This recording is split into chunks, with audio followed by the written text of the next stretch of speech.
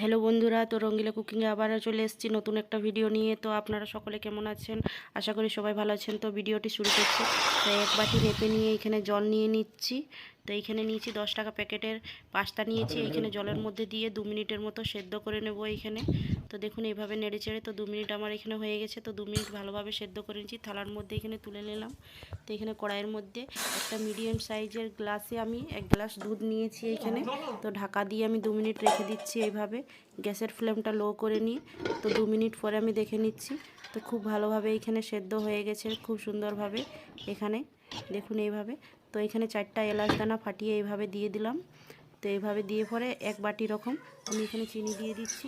তো চিনিটা আপনার স্বাদ অনুসার দেবেন, আপনারা যেমন মিঠা খেতে পছন্দ করেন। তো আমার রেসিপিটা এখানে হয়ে গেছে।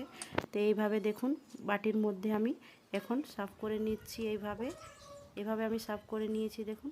তো উপর থেকে আমি কিছু ড্রাই ফ্রুট কেটে রেখেছিলাম, এভাবে উপর থেকে দিয়ে পরে আমি খুব সুন্দরভাবে আমি সাজিয়ে নিচ্ছি। তো আমার রেসিপিটি আপনাদেরকে কেমন লাগলো অবশ্যই লাইক শেয়ার কমেন্ট করে বলবেন বন্ধুরা।